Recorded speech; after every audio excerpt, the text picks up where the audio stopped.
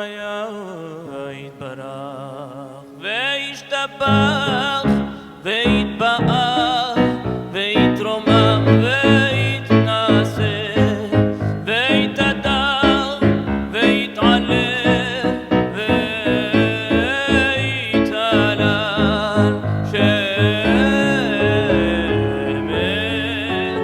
שמנקות שבריחו לעלמי כל ברכתה שירתה תלבחתה ונחמתה דמירן בעלמה ויאמרו אמן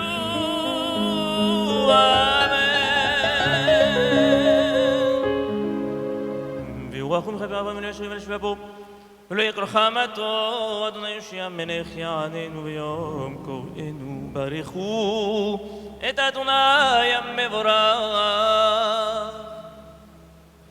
ברוך אדוני המבורך לעולם ועד ברוך אתה אדוני אלוהינו מלך העולם אשר בדברו מרעיב ערבים בחוכמה בודע שערים בתבונה משנה עתים ומחליף את הזמנים ומסדר את הכוכבים בשפות רמקה כרצונו בורא יומם ולילה כל היום פני חושך ושם פני אור המעביר יום מביא לילה ומבדיל בין יום ובין לילה אדוני צבאות שמו ברוך אתה אדוני המעריב ערבים אהבת עולם בית ישראל עמך אהבת תורה ומצוות חוקים ומשפטים אותנו לימדת על כן אדוני אלוהינו בשובנו ובקומנו נשיח בחוקיך ונשמח ונעלוז בדברי תלמוד תורתך ומצוותיך וחוקותיך לעולם ועד כי הם חיינו ואורך ימינו ובנגי יומם ולילה עבדך חמלתך לא תעשו ממנו לעולמים ברוך אתה אדוני אוהב את עמו ישראל שמע ישראל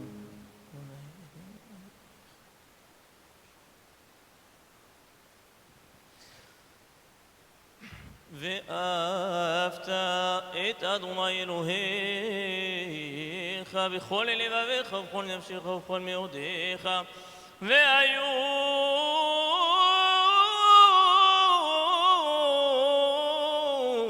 הדברים האלה אשר אנוכי מצווך היום על לבביך ושיננתם לבניך ודברת בם בשבתך בביתך ובמלאכתך בדרך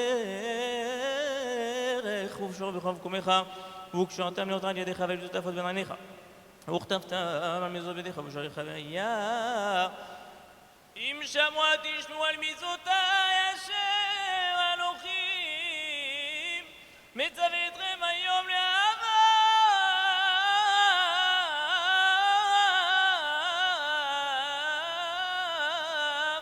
את אדוני אלוהיכם ולעבדו בכל לבבכם ובכל נפשכם ונתתם את ארצכם בעיתוי ראום על כל הזייניך ותורשך ויצריך ונתתי עשב ושדך למתרבחת וספרת שמרו לכם ונפסלו לכם וסרתם ועבדתם אלוהים אחרים השתרבתם להם מחרב אדוני יברכם ותשמעו אדוני נותן לכם ושמתם את דברי אלה על לבבכם ונפשכם קשרתם אותם מאוד על ידכם והיו תותפות בין עיניכם ולימדתם אותם את בניכם לדבר במשפטיך בביתך ובלתך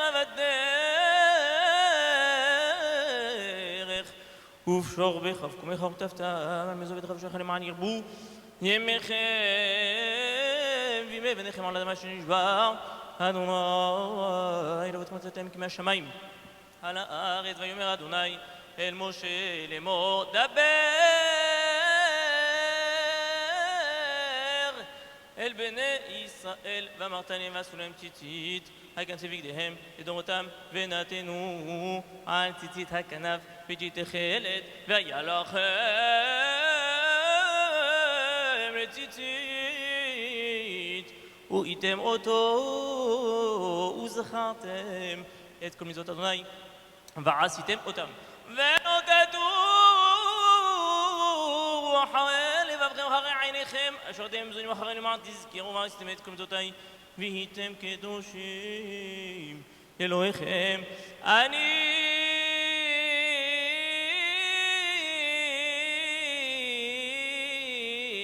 אדוני אלוהיכם אשר הוצאתי אתכם מארץ מצרים להיות לכם אלוהים אני אדוני אלוהיכם אדוני אלוהיכם אמת אמונה קודש אמרנו כי הוא אדוני אלוהינו וזו אדמרנו ישראל עמו הפודנו מיד מלכים הגואל ומקרב כל הארץ לפנינו מצרינו ושמכון נפשנו ושום החיים ונתן לעמוד רגלינו המדריכנו על במות אויבינו וירם קרננו על כל שונאנו אל עושרנו כמה בפרבתות מופתים באדמת בניחם המכה בעברתו כל בכורי מצרים ויוצאת מצרים מלכות עולם המעביר בניו בין גזרי ים סוף ורותם את צונאיהם בתומות ציבר ובנים את גבורתו שיבחו והודו לשמו ומלכותו ברצון קיבלו עליהם משה ובני ישראל לך ענו שירה בהם שמחה רבה ואמרו כולם מי כמוך באלים אדוני מי כמוך נדר בקודש נורם תהילות אוסף אליהם מלכותך אדוני אלוהינו רבנך על הים יחד כולם הודו המניחו ואמרו אדוני ימלוך לעולם ועד ונאמר כפד אדוני את יעקב וגאלו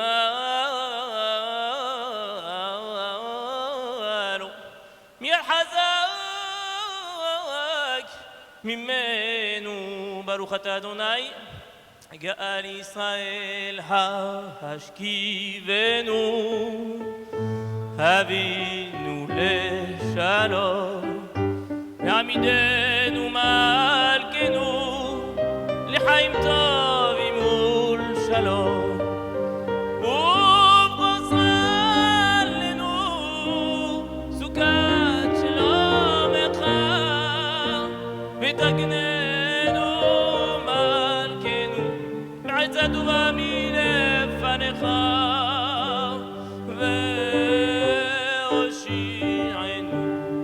למען שמך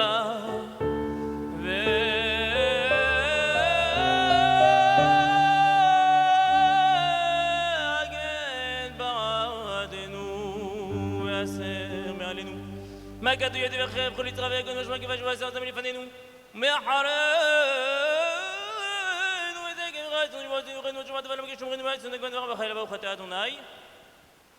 שומר את עמו ישראל עד אמן. יתגדל ויתקדש שם רבה מעל מדי ורחירותה וימליך מלכותה ויצמח בורכנה ויקרב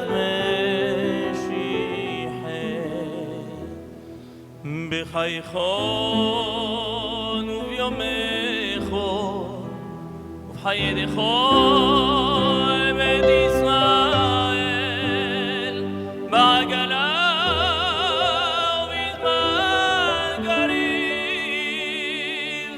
ואמרו אמן.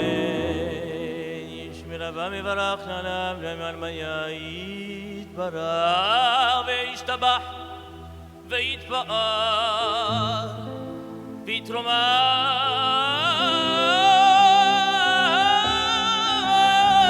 ויתנשא ויתהדר ויתהלל ויתהלל שמדקות שבריחו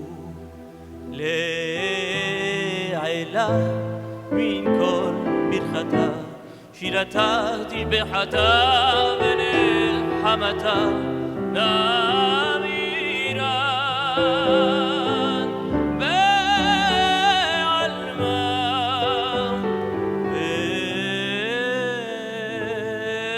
ויאמרו אמן.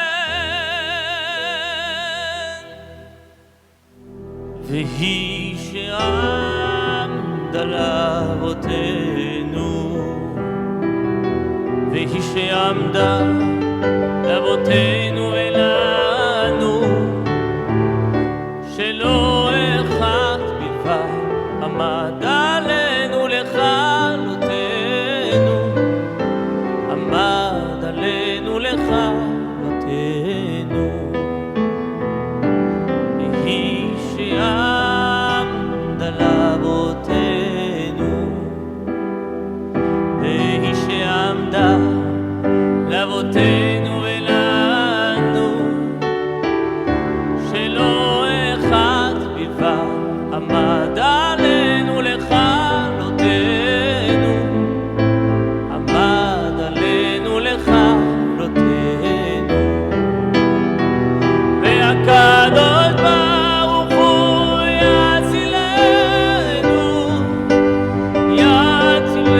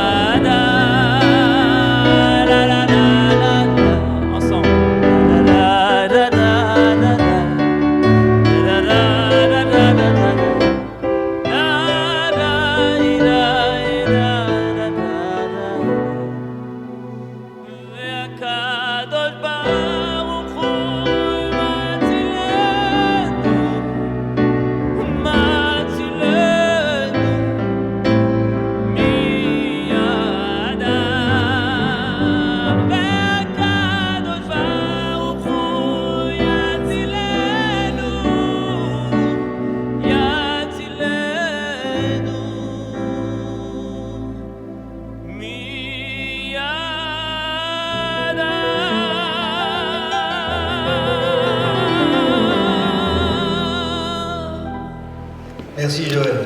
Bonsoir, shalom à tous. Heureux de partager avec vous cette fête. Cette fête qui célèbre la volonté de liberté du peuple juif, puisqu'il a recréé son État après 2000 ans. Et cette fête qui suit Pessah, qui est l'acte fondateur de notre peuple, qui est aussi un acte de libération. Et beaucoup de gens ont remarqué que ces deux fêtes, en fait, si j'ose dire, avaient quelque chose en commun, qui est que pour vivre en liberté, pour vivre comme on a envie de vivre, il faut payer un prix très lourd. Il faut payer un prix très élevé. Et on le paye aujourd'hui comme on le payait l'année dernière par cette guerre. Et donc, je voulais dire quelques mots pour essayer d'apporter un peu de compréhension à ce qui se passe, parce qu'on est tellement abreuvé d'informations qu'on a plus de confusion que de clarté. Et d'ailleurs, même avant de commencer, juste à dire un mot pour tous les pays qui ne sont pas prêts à payer le prix de leur liberté. Et on le voit autour de nous, ceux qui devraient être nos alliés, les Européens, aujourd'hui ont oublié que pour être libre, il faut se battre. Et ils ont renoncé. Et la situation actuelle nous ramène à celle d'avant la Deuxième Guerre mondiale, quand les Français, les Anglais ont vendu les Tchèques et les Slovaques à Hitler en pensant qu'ils seraient protégés. Et on rejoue ça aujourd'hui. On l'a rejoué en 2015, quand Obama a signé ce traité scélérat, un nouveau Munich avec l'Iran, croyant qu'en abandonnant les Israéliens aux Iraniens, ils seraient protégés. Bon, heureusement, on a eu un autre président américain qui a remis les choses à leur place. Et on voit encore aujourd'hui, dans cette guerre, la réaction de beaucoup de ceux qui devraient être avec nous, qui comprennent pas ce qui se passe et qui disent ceci n'est pas notre guerre. Mais si, c'est la leur aussi. Et alors, je voudrais répondre à 3 questions en peu de temps, et puis peut-être répondre à vos questions tout à l'heure. Je resterai ici avec vous pour les festivités. Première question, est-ce qu'il fallait faire cette guerre? Est-ce qu'elle était inévitable, incontournable, parce qu'on pouvait s'en passer? Et la deuxième question, c'est à quoi ressemble cette guerre? C'est quoi cette guerre? Quelle est cette guerre du XXIe siècle qu'on comprend pas toujours, parce qu'elle est tellement différente des autres? Et puis, pour terminer, en conclusion, quelle perspective? Est-ce qu'après cette guerre, Israël sera en meilleure position de sécurité? Est-ce que le monde sera un peu plus sûr et plus prospère? Je suis pas sûr d'apporter des réponses très encourageantes, mais je vous dis ce que je pense. Alors, pourquoi fallait-il cette guerre? Si vous écoutez les commentaires, vous entendez beaucoup de gens qui disent pourquoi est-ce qu'on a attaqué un pays souverain, indépendant, qui ne menaçait pas directement, immédiatement personne. Et c'est vrai que les Iraniens n'envoyaient pas de missiles avant le 28 février. Pourquoi l'avoir fait? On a violé le droit international en faisant ça, disent-ils. Et l'autre question l'autre position qu'on entend souvent, c'est oui, Israël a raison de faire cette guerre, mais pas les Américains, et on sent que les Israéliens ont entraîné les Américains à faire cette guerre. Voilà deux commentaires assez stupides, mais qu'on entend tous les jours. Pourquoi ces commentaires aussi bêtes? C'est parce qu'ils comprennent pas les enjeux, ce qui se joue en ce moment. Et ce qui se joue, c'est que dans le monde aujourd'hui, on a des menaces, un certain nombre de menaces importantes à la paix du monde, à la prospérité du monde, et que ces menaces, on les comprend pas toujours. Quand on demande aux gens quelles sont les menaces que vous sentez, quand on demande aux Occidentaux, la Russie vient comme réponse, la Chine vient comme réponse, mais jamais la vraie menace. La vraie menace, celle qui menace l'Occident, mais aussi tout le monde entier, ça a un nom. C'est l'islamisme. L'islamisme. Et cette menace-là, elle n'est pas identifiée, elle n'est pas reconnue, elle n'est pas acceptée. Et on tourne autour du pot. Souvenez-vous du fils Bush, quand après les attentats du World Trade Center, attaqué l'Afghanistan, attaqué puis l'Irak, il a dit je vais faire la guerre. Il n'a pas dit je vais faire la guerre à l'islamisme. Il a dit je vais faire la guerre au terrorisme. C'est pas la même chose. Terrorisme, c'est la partie visible de l'islamisme.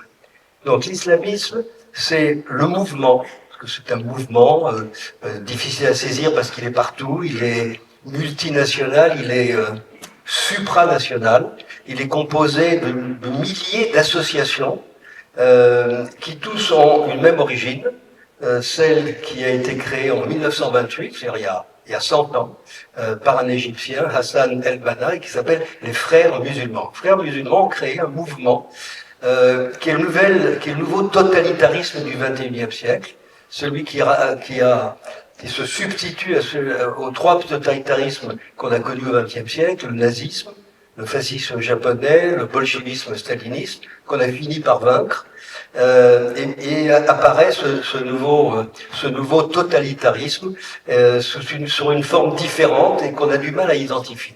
Et cet islamisme, c'est comme un iceberg. Qui n'était pas juif, comme vous le savez. 90% de l'islamisme de ce mouvement, on le voit pas. Il est sous l'eau. C'est justement ces milliers d'associations qui s'appellent pas frères musulmans, qui ont des noms divers, qui sont dans le social, l'éducatif, le sportif, qui sont partout, qui sont dans tous les pays musulmans, mais qui sont aussi chez nous, surtout en Europe et surtout aux États-Unis, et qui ont pignon sur rue, qui ont des associations reconnues dans les préfectures et qui peuvent s'exprimer au nom de la liberté d'expression qui reste encore l'avantage des démocraties. Et donc on voit pas cet islamisme, par contre on voit la partie émergée. C'est quoi cette partie émergée? Il y a trois têtes qui émergent et qu'on voit. C'est d'abord l'Iran. L'Iran, c'est le moteur principal de tout ça, parce que c'est un État, donc comme un État, il peut s'organiser, et comme il a beaucoup d'argent, il peut s'armer, et on voit combien il est armé, mais il n'est pas tout seul. Il y a d'autres États qui appuient ce mouvement souterrain. Il y a le Qatar, qui finance.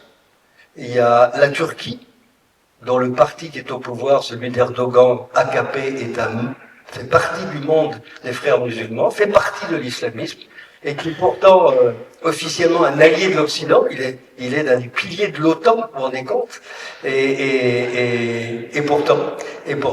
Et donc, et puis il y a une troisième branche, c'est tous les mouvements terroristes, les vrais mouvements terroristes, djihadistes.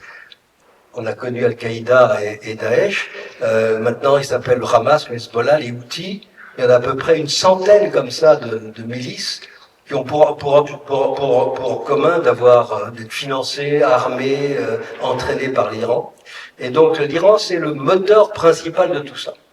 Et donc parler de l'Iran comme d'un pays classique, d'un pays ordinaire, qui a des frontières, qui est souverain, qu'on n'a pas le droit d'attaquer, qui a des droits, etc., c'est ne pas voir volontairement ou involontairement ce que c'est. Pourquoi est-ce qu'on ne le voit pas? Je pense que les pays qui veulent pas le voir, les États qui veulent pas le voir, c'est parce qu'ils ont peur de la réalité. Parce que si on le voit, il faut réagir, et ils ont peur de réagir, ou ils n'ont pas les moyens militaires de réagir. Et donc on est dans cette confusion qui fait que lorsque l'Iran se présente comme la menace principale de l'islamisme et donc la menace principale pour le monde, au lieu d'être avec Israël, au lieu d'être avec les États-Unis, on voit tous ces pays prendre des distances et dire, comme je le disais au début, ceci n'est pas notre guerre. Et il a fallu la fermeture du détroit d'Ormuz pour que tout à coup, tout le monde se sente concerné. Parce que tout à coup, ce qui n'était pas leur guerre devient leur problème. Leur problème d'approvisionnement et leur problème de crise économique. Et on va voir chaque pays souffrir par tout ça. Et le calcul de l'Iran, c'est évidemment de se dire que le monde qui va être impacté, bouleversé par tout ça, va plutôt blâmer les Américains et les Israéliens plutôt que de blâmer les Iraniens. C'est ça le jeu qui se joue. Pour être un petit peu plus précis, cette attaque du 28 février, elle était nécessaire parce que la menace n'était pas visiblement imminente, mais elle était là. Elle est là depuis 1979, depuis que la République islamique est née. Elle est née d'abord par une prise d'otage. Souvenez-vous, la prise d'otage des Américains, de toute l'ambassade américaine, 250 personnes, pendant plus d'un an, retenues. Ça s'est jamais fait. C'est le pire viol du droit international qu'on a jamais vu. Et c'est ce que aujourd'hui Trump essaie de faire payer aux Iraniens, parce que ça, les Américains ne l'ont jamais oublié. C'est très inscrit dans leur gène. Donc, cette attaque, elle était nécessaire. Elle était aussi nécessaire parce que les renseignements nous disaient que les Iraniens s'approchaient de la maîtrise de l'arme nucléaire, donc il fallait réagir. Donc, cette guerre était nécessaire, et si vous avez des questions pour l'expliquer plus, je pense que je le ferai, mais je pense que vous allez être convaincus. Je dirais même que ce qui est arrivé le démontre amplement. Maintenant, la deuxième question, c'est à quoi ressemble cette guerre? C'est quoi cette guerre très étrange, où, excusez-moi de le dire, mais il y a peu de morts. Il y a peu de morts. C'est pas ces milliers, centaines de milliers de morts qu'on a eu à la Première Guerre mondiale, à la Deuxième Guerre mondiale, ou même la guerre que l'Iran a menée contre l'Irak. Des centaines de milliers de morts, des dizaines par jour de milliers de morts. Aujourd'hui, c'est peu de morts, mais beaucoup de destruction. Pas d'armée face à face, mais des techniciens qui envoient des missiles, des engins, des missiles, des drones autour d'ordinateurs. C'est une guerre étrange, c'est une guerre du XXIe siècle, peut-être la première, et c'est une guerre qui, en bout de compte, vise à détruire des infrastructures militaires et civiles, et donc c'est une guerre économique. C'est une guerre économique et c'est une guerre qui vise à détruire l'autre plus que soi, et c'est celui qui saura le plus encaisser les dégâts qui peut gagner. C'est aussi une guerre de l'intelligence. Alors c'est une guerre d'intelligence artificielle, puisque tout ce dont je parle est puissamment amplifié par l'utilisation de l'intelligence artificielle, mais c'est aussi une guerre de l'esprit. Et on a souvent comparé la guerre actuelle à une partie d'échecs. D'autant plus que les Iraniens se targuent d'avoir inventé le jeu d'échecs, et donc ils estiment qu'ils sont meilleurs que nous dans ce jeu d'échecs. C'est un jeu où on calcule à l'avance ce qui fera le plus mal aux autres, et donc c'est une guerre très complexe qu'on n'en finira pas d'analyser, mais c'est surtout une guerre qui a beaucoup changé et très vite. Lorsqu'elle a commencé le 28 février, c'était une guerre assez claire, c'était une guerre des Américains et des Israéliens ensemble, ayant conçu la guerre ensemble, des mois et des années avant, l'exécutant ensemble, avec un but très clair. Et ceux qui disent on ne sait pas quels sont les buts de guerre de Trump font l'imbécile. On sait, c'est faire tomber le régime. Et l'espoir, c'était que, en décapitant l'ayatollah suprême, le guide suprême, je dirais, souvenez-vous qu'en allemand, guide, ça se dit Führer, ce guide suprême, et en attaquant une grande partie des capacités militaires, industrielles et logistiques de l'Iran, on pensait que le régime tomberait. C'était le pari. C'est pas arrivé. C'est pas arrivé. Je pense qu'il y a beaucoup de gens qui pensaient que ça pouvait arriver. Ça arrivera, peut-être. Je pense que ça va arriver, mais on ne sait pas comment et quand, parce qu'on ne peut pas imaginer la façon dont ça va tomber. Mais ce qu'on sait, c'est que cette attaque-là, 8 jours après, avait déjà échoué sur ce but-là. Le régime ne va pas tomber tout de suite. Et donc, cette guerre s'est transformée très vite, notamment parce que, pour deux raisons. D'abord parce que les Iraniens avaient bien calculé, savaient que ça arriverait, donc savaient comment remplacer rapidement ceux qui sont éliminés, ont immédiatement décentralisé toutes les opérations militaires de Téhéran à travers tout l'espace iranien, près de 2 millions de kilomètres carrés, 4 fois la France, et sous 31 commandements tout à fait indépendants, chacun avec son stock de missiles et de drones, et avec ses cibles, et donc ça rendait les opérations beaucoup plus difficiles. Et la deuxième raison, c'est que très vite, le détroit d'Ormuz a été fermé à la circulation, d'abord parce qu'il y avait la guerre, tout simplement, et ensuite parce que les Iraniens ont organisé un filtrage avec péage, et que les Américains, en réplique, là c'est le jeu d'échecs, ont décidé que si seuls les bateaux que les Iraniens pouvaient passer, eh bien personne ne passerait. Et c'est donc le blocus organisé. Et donc ce blocage du système du détroit d'Ormuz, ça a immédiatement mondialisé le conflit. Ça n'était plus un conflit régional où seuls les Américains, les Israéliens et l'Iran se battaient, mais c'est un conflit qui concerne tout le monde, et tout le monde doit aujourd'hui se positionner, qu'est-ce que je fais, etc.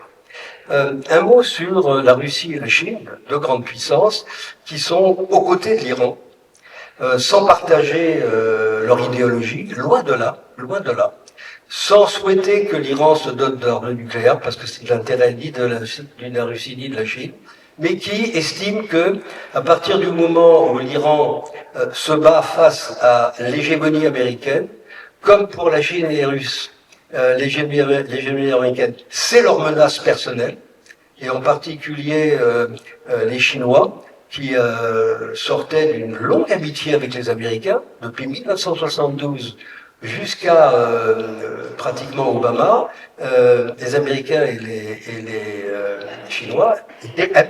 milliards d'investissements américains en Chine sont toujours là d'ailleurs. Des usines américaines, Jeep a été le premier à s'installer au nord de Pékin, que j'ai visité il y a très très longtemps. Et donc tout à coup, cette longue amitié a cessé le jour où Obama a dit la Chine, c'est notre menace principale, c'est notre défi principal, c'est plus important que ce qui se passe en Europe, c'est plus important que ce qui se passe au Moyen-Orient, d'où le fait qu'en 2014, quand Poutine attaque la Crimée et annexe la Crimée, et le Donbass, les Américains disent ça, c'est les affaires des Européens. Et les Européens ont essayé de gérer ça sans pouvoir le faire parce qu'ils n'en ont pas les moyens. Et de la même façon, lorsque l'Iran le 7 octobre, et on a bien vu que c'était l'Iran derrière, les Chinois ont dit c'est pas notre guerre, mais on est aux côtés de l'Iran parce que ça sert à tenir tête à cette hégémonie américaine qui refuse que nous, les Chinois, devenons une grande puissance égale à la puissance américaine. Donc cette confrontation États-Unis-Chine, elle est derrière tout ça. Et donc les Chinois profitent de cette opportunité pour affaiblir la position américaine. D'ailleurs, vous voyez que, par exemple, pour accumuler davantage de systèmes de défense de missiles face à l'Iran, les Américains ont retiré de Corée du Sud des fameux THAAD, qui sont des systèmes de missiles antimissiles, pour les mettre dans les pays du Golfe. Pardon.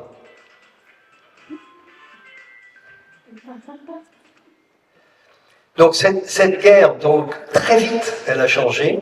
Et aujourd'hui, ce que vous voyez sous les yeux, c'est deux guerres parallèles différentes. C'est une guerre d'Israël contre un autre ennemi que l'Iran, le Hezbollah. Israël a choisi comme priorité le Hezbollah parce que c'est l'ennemi qui est au nord d'Israël, celui qui menace toutes les populations du nord d'Israël, qui les empêche de vivre normalement. Beaucoup plus important pour Israël de se débarrasser davantage encore du Hezbollah qui malheureusement est toujours là. Et les Américains qui sont seuls face à l'Iran, mais qui ont changé aussi la nature de la guerre.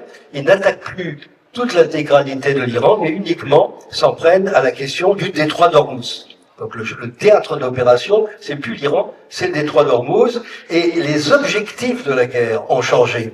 Ce n'est plus la chute du régime, parce qu'elle viendra peut-être un autre jour, mais pas maintenant.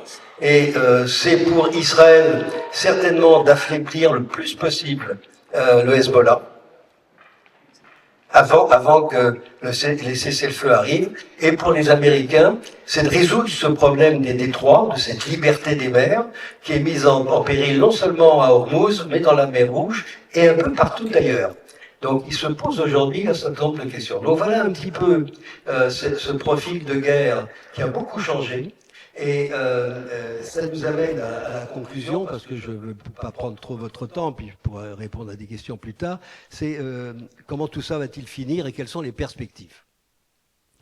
Alors, première perspective, comment ça va finir. Il y a trois inconnus. La première, c'est les Américains. Trump a un certain nombre de pressions intérieures à régler, des élections bientôt, des supporters, ce qu'on appelle le MAGA, les Make America Great Again, qui sont et qui pensent qu'une guerre longue, c'est inacceptable, donc ils le poussent à mettre fin très vite à la guerre. Donc, inconnue américaine, combien de temps les Américains vont-ils pouvoir tenir? Trump est partisan de continuer, mais il est bien seul. Il est bien seul. On voit que son vice-président profite de ces circonstances pour attirer la lumière et se préparer à l'avenir. Donc ça, c'est la première inconnue. La deuxième inconnue, c'est l'Iran. L'Iran a découvert, en jouant au jeu d'échecs, que le détroit d'Ormuz, c'était un magnifique outil pour perturber le monde entier. pour se rendre fort. Et donc, faire durer la fermeture du détroit d'Ormuz, pour eux, c'est une bénédiction. Et donc, ils vont essayer de le faire durer le plus longtemps. Et Israël, qui, lui, utilise le temps qui lui reste pour affaiblir le plus possible le Hezbollah, profiter du temps et tape très très fort au milieu du concert de reproches que lui font ceux qui devraient être ses alliés. Donc on voit que la fin de la guerre, on ne sait pas quand, on ne sait pas comment, on ne sait pas trop comment ça va finir. Et la plus grande probabilité, c'est que ça finira pas comme on l'espère. Et donc il faut redéfinir le mot de victoire, en sachant que pour les Iraniens et pour les islamistes en général, le simple fait de survivre au pire bombardement, simplement survivre, c'est une victoire.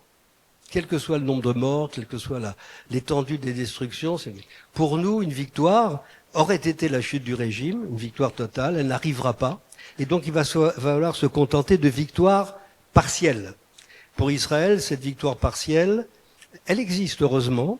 Ça sera le fait d'avoir affaibli le Hezbollah, le fait d'avoir vu que le Hamas est suffisamment affaibli pour ne pas être part au conflit, et d'avoir aussi affaibli suffisamment les Houthis pour qu'ils ne s'aient pas beaucoup bougé. Donc ça, c'est une bonne chose. Et quant à l'Iran, même si elle survit, même si elle a encore des stocks de missiles, même si elle a encore beaucoup de drones, ses capacités industrielles ont été très anéantis, c'est-à-dire qu'ils vont avoir du mal à refabriquer derrière d'autres missiles, et puis surtout les installations nucléaires qui avaient déjà été endommagées pendant la guerre des 12 jours en 2025 par les bombardiers américains ont été encore davantage endommagées, et donc on peut estimer que pour Israël, on a repoussé de quelques années la menace nucléaire.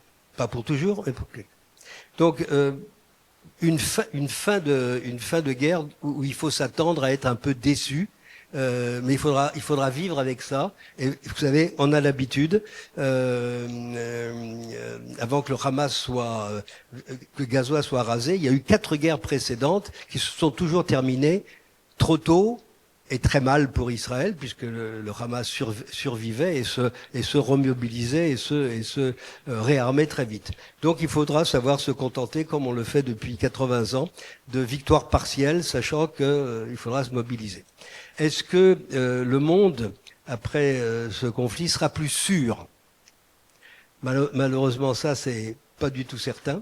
On voit que, au contraire, le monde s'est davantage partagé entre un camp occidental affaibli de l'intérieur par la rivalité entre les États-Unis et l'Europe, et puis un front extrêmement disparate, hétérogène. Russie, Chine, Iran sont des pays très très différents, plus sud global, qui se partagent un petit peu entre les deux et qui ne décident pas avec qui il est. Donc on a un monde très difficile à lire, où on aura, pour nous occidentaux, démocrates, etc., en face de nous, une sorte de coalition, Russie, Chine, Iran, qui vaut ce qu'elle vaut, mais qui continuera à essayer de polluer nos démocraties. Donc un monde plus difficile à lire, un monde où le fait que l'Iran tente d'avoir la bombe atomique pour se protéger fait réfléchir beaucoup d'autres pays qui se disent si l'Iran y arrive, nous aussi on veut le faire. Donc un monde où la prolifération nucléaire est-ce que le monde sera plus prospère? Hélas non. On voit bien que, malheureusement ça sera un peu ma conclusion, on voit bien que la période dont on est sorti il y a une dizaine d'années, entre disons 1980 et 2010, ces 30 années ont été une année qu'on a appelée la mondialisation heureuse. Les capitaux bougeaient, les usines bougeaient, la Chine en a beaucoup profité. Et nous tous, en tant que consommateurs, on en a beaucoup profité parce qu'aujourd'hui, on acquiert des biens de consommation, le smartphone, les biens électroménagers, les habillements à des prix très très très bas. Et donc, ça c'est un profit qui a été partagé par tous les citoyens du monde. Et puis des pays sont sortis de la misère. Toute la Chine, pays misérable, est aujourd'hui un pays puissant où il y a une partie des Chinois, ce qu'on appelle la classe moyenne, qui est largement de la taille de la population européenne, 400-500 millions. J'ai fini. Et donc, cette mondialisation heureuse, le conflit entre les États-Unis et la Chine, qui a été commencé par Obama, a été arrêté. Aujourd'hui, on est dans une phase de déglobalisation. Et ce qui se passe en ce moment, c'est-à-dire les fermetures du détroit d'Ormuz, va donner beaucoup d'idées à tous ceux qui contrôlent des détroits.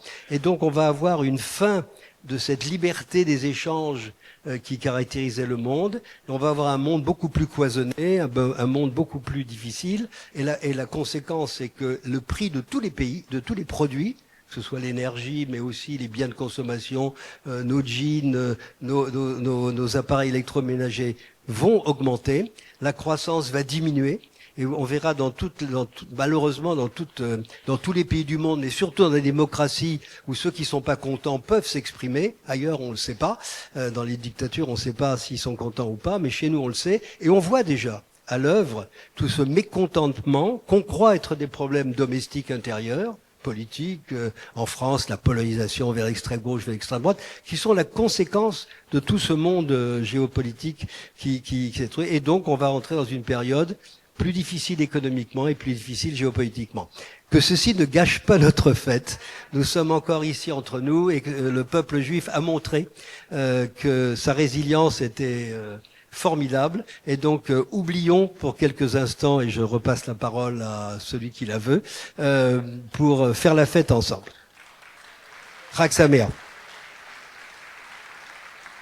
Merci beaucoup. Merci beaucoup. Bonsoir à tous. Merci à tous d'être aussi nombreux ce soir au Centre Européen de Judaïsme. Merci beaucoup Daniel Habert. On a la chance d'accueillir Daniel tous les mois pour des exposés, comme vous l'avez vu, d'une grande clarté, d'une grande pédagogie. Merci à t'avoir imposé un temps aussi court, on pourrait t'entendre, t'écouter très longtemps. Voilà. Bienvenue à tous, bienvenue également à tous ceux qui nous suivent par Zoom. Vous savez, on est aujourd'hui Yom Ha'atzmaut. On finit cette journée. Ces derniers jours, il y a eu des cérémonies fédératrices dans tout Paris. On n'a pas voulu ici organiser des événements en parallèle, mais il nous tenait à cœur ce soir à la fois de commémorer Yom HaZikaron et également de célébrer ensemble Yom Ha'atzmaut. Alors on va commencer par commémorer Yom HaZikaron avec l'allumage, comme il est coutume de le faire, de la flamme du souvenir, en pensant bien évidemment à tous ces soldats, également à tous les civils, toutes les familles qui ont été frappés par les guerres, par les différentes guerres, qui ont payé le prix de la liberté d'Israël. On prie Hachem pour que leur souvenir repose en paix, qu'il soit une source de bénédiction pour tout l'âme Israël et qu'on n'ait plus à pleurer de nouvelles pertes, Bezrat Hachem. Voilà. Alors j'appelle Gérard Zerbib, qui est avec nous, président de l'école consistoriale de Montrouge, dont le fils a été une des dernières victimes de la seconde guerre du Liban, je crois, qui était un élève également de l'école consistoriale de Montrouge, Yohan Zerbib, Zichrono Livracha. Merci beaucoup d'être avec nous ce soir. El Malé Rachamim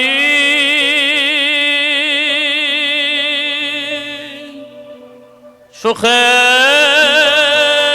Bameromi Amse Menucha Nechona Al Kanfei HaShekhinah במעלות קדושים טהורים וגיבורים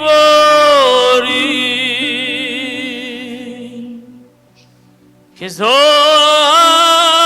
הגיע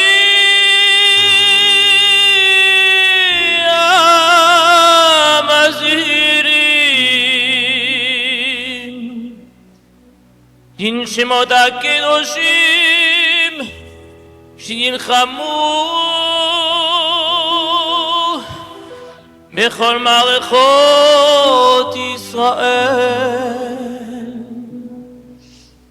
במחתרת ובצבא הגנה לישראל ושנפלו במלחמתם ומסרו נפשם על קדושת השם, העם הארץ, בעבור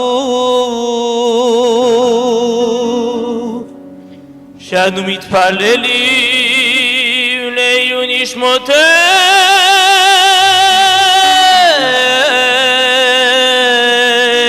לכם בעל הרחמים יסתירם בסתר כנפיו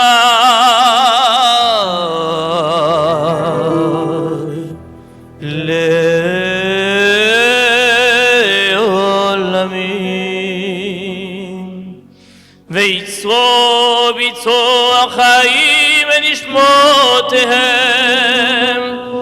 אדוני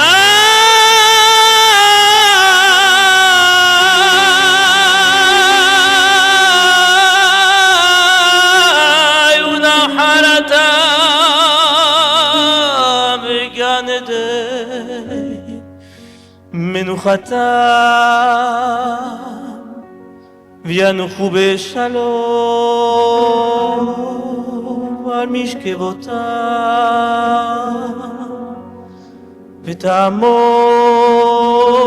לכל ישראל לזכותם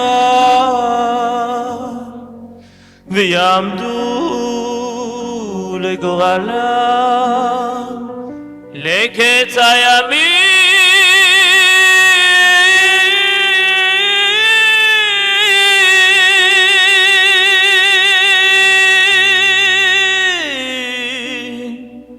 ונאמר אמן.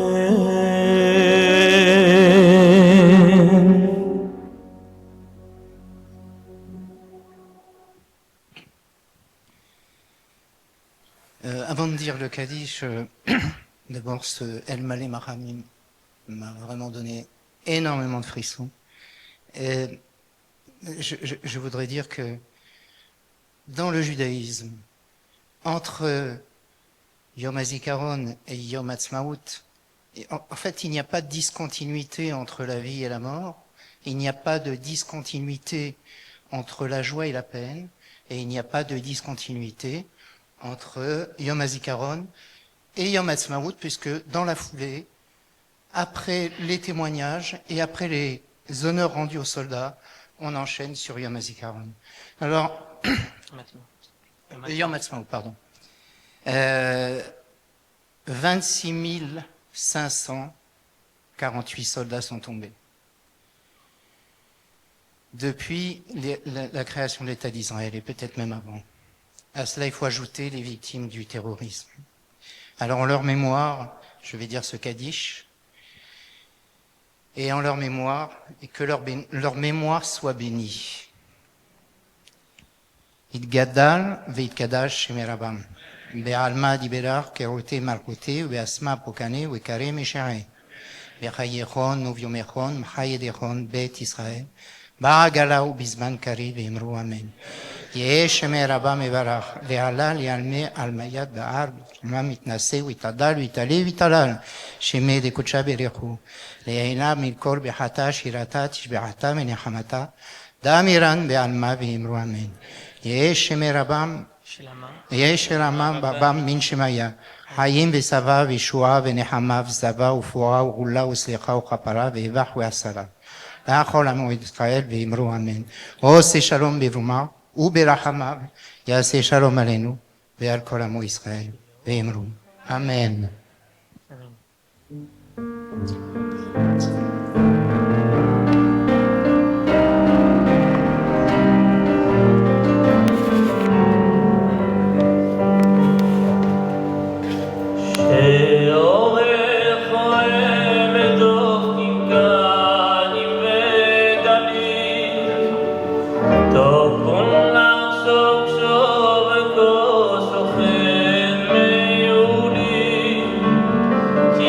Yata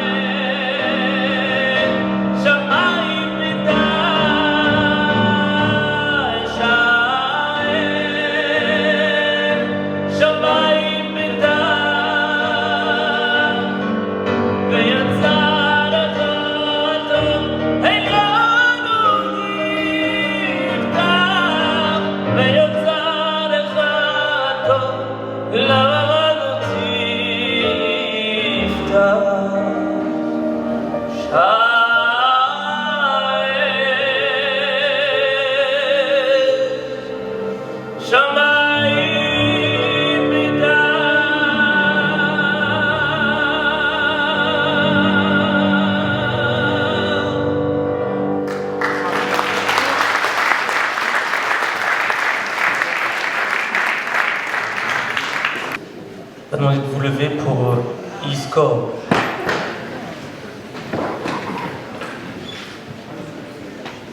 יזכור עם ישראל את בניו ובנותיו הנאמנים והאמיצים חיילי צבא ההגנה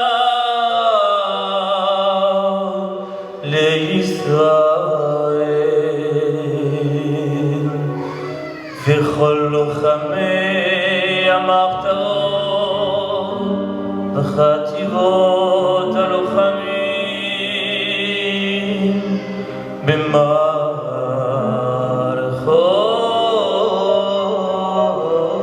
העם ואנשי קהילות המודיעין, הביטחון, המשטרה ושירות בתי הסוהר אשר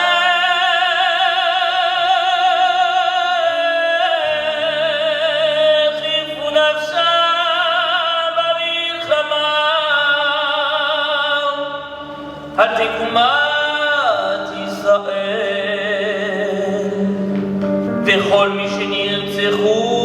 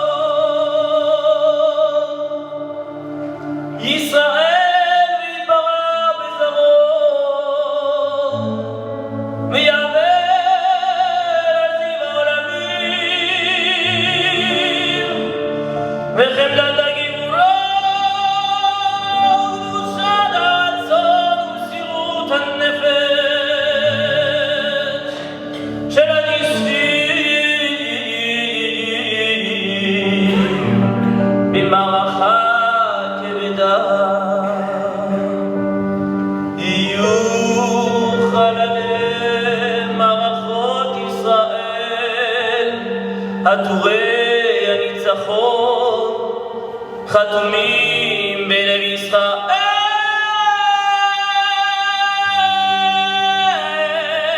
לדור ודור.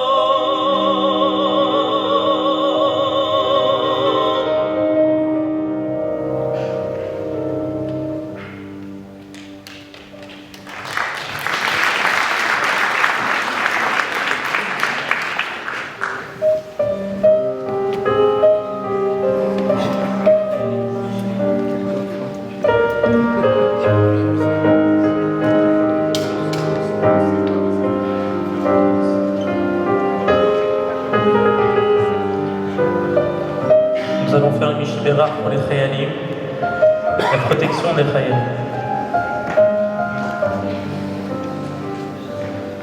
Mishbera Avotem Avraham Yitzhak ויעקב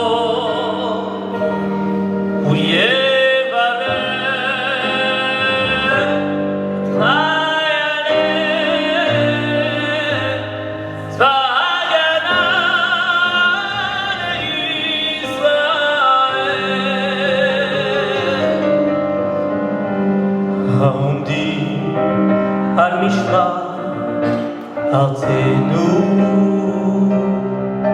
וירא אלוהינו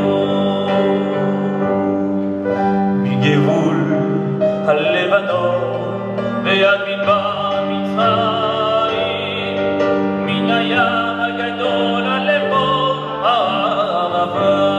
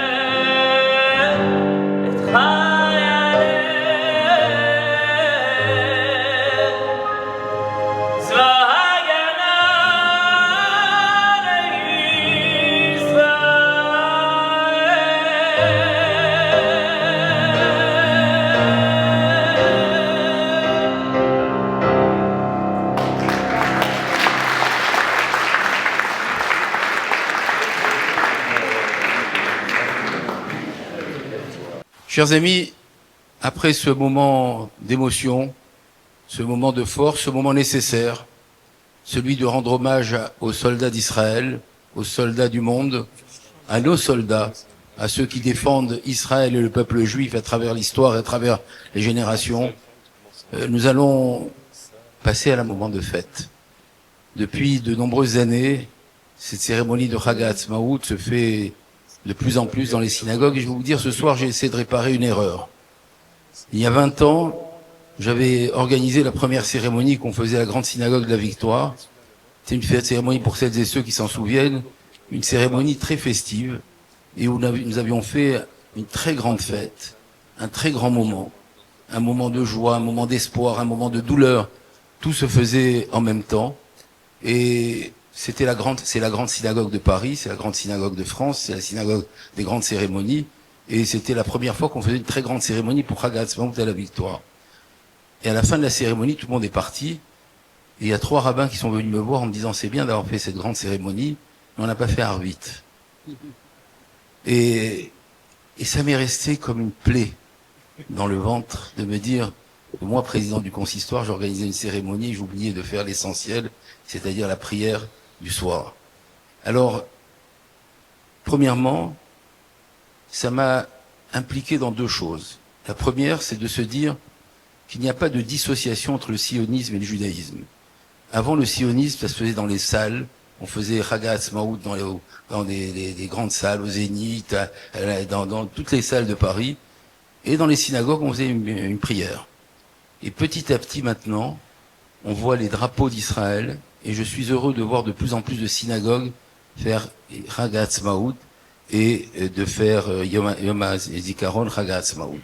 Et la deuxième chose, c'est que ce soir, j'ai voulu qu'on fasse un office de Mincha et de Arvit chanté pour commencer cette cérémonie. Alors, on répare des choses au fur et à mesure du temps, et je vous remercie, on a fait la prière. On a fait une belle prière grâce à notre Hazan, le Rav Yaakov Siboni. J'aimerais qu'on l'applaudisse parce qu'il a une voix extraordinaire. On le découvre. Je voudrais remercier le Rav David Maman, qui est toujours là à l'action dans cette synagogue, d'avoir laissé sa place au Rav Siboni pour faire l'office ce soir. Et je voudrais vous remercier à toutes et à tous parce que vous êtes tout le temps mobilisés. Depuis de très nombreuses années, à chaque fois qu'on crée un événement pour Israël, la communauté se mobilise avec force, avec cœur. Nous sommes réunis pour les otages, nous sommes réunis à chaque fois qu'il y avait une guerre, à chaque fois qu'il fallait soutenir les grandes institutions, les grandes associations israéliennes. Et je voudrais remercier cette communauté qui est complètement et extraordinairement mobilisée. Il était évident qu'après la grande cérémonie que nous avons faite hier à la grande synagogue de la Victoire, qu'avec les fêtes qu'il y avait partout, il était normal que le Centre européen du judaïsme, sa synagogue Safra, s'associe à ces événements et manifeste aussi, comme on l'a fait ici en recevant les grands rabbins, en recevant des familles d'otages, en recevant des militaires, en recevant tout au long de notre histoire, en recevant toutes celles et ceux qui comptent pour Israël. Je voudrais simplement vous dire, dans la période où nous sommes, personne ne doit douter que la légitimité d'Israël dans les combats, personne ne doit douter de notre responsabilité en tant que juifs de diaspora de soutenir Israël. On peut avoir parfois des interrogations, on peut avoir parfois des questionnements, mais la moitié du peuple juif vit aujourd'hui sur la terre d'Israël. Quelle victoire extraordinaire sur l'histoire. La moitié de notre peuple vit sur la terre d'Israël. Et nous faisons partie de l'autre moitié, celle qui vit en dehors d'Israël. Nous n'avons pas d'autre choix, je l'ai répété à de nombreuses reprises, que de soutenir l'existence, la légitimité, les combats d'Israël. Quand on est en Israël, et j'ai eu l'occasion d'être en Israël pendant les fêtes de Pessah, et qu'on voit dans les abris cette société israélienne qui continue à danser, à chanter, à prier, à faire la fête. On a fait des offices dans les abris, on a fait des nuits dans les abris, on se lève. Extraordinaire de voir des enfants de 3 ans, de 4 ans, qui savent exactement ce qu'il faut faire, sans pleurer, sans avoir peur, qui s'habituent. Alors quel est notre devoir à nous? Nous sommes dehors, tout ça. On se plaint parce qu'il y a un graffiti sur un mur, parce qu'il y a une insulte par-ci, par-là. On ne se plaint pas. Aujourd'hui, notre responsabilité, c'est de nous mobiliser encore plus, d'être encore plus présents dans toutes les actions que mène le judaïsme. Le judaïsme, c'est dans sa diversité. C'est la mémoire de la Shoah la semaine dernière. C'est la mémoire des soldats cette semaine. C'est l'existence d'Israël demain. C'est la liberté retrouvée de la sortie d'Égypte il y a quelques jours. Et c'est dans quelques semaines le don de la Torah. Il n'y a pas de dissociation. Ce mois de Iyar qui nous mène effectivement de la sortie d'Égypte jusqu'au don de la Torah, il est mené avec une force que j'adore rappeler. Quand vous prenez le mois de Iyar, il y a Aleph, Yod, Yod et Resh. C'est le seul mois de l'année où il y a 2 fois le Yod. Il y a un siècle, on pouvait se poser la question pourquoi il n'y avait rien dans le mois de Iyar. Il n'y avait rien. Maintenant, on sait pourquoi le mois de Iyar, il y a 2 Yod. Il y a le Yod que nous sommes en train de fêter aujourd'hui, celui d'Israël, et il y a le Yod que nous fêterons le 25 Tishri, celui de Yerushalayim. Et donc, là, on comprend que c'est Eretz Israël et Yerushalayim qui nous mènent de la sortie d'Égypte jusqu'à le don de la Torah. Avec ces 2 Yods qui forment le nom de Dieu, je crois qu'on est dans une force extraordinaire. Alors ceux qui doutaient de se dire, est-ce que Israël fait partie du destin, le nouvel Israël, celui d'aujourd'hui, fait partie est-ce qu'on doit être sioniste et religieux? Ben là, c'est écrit.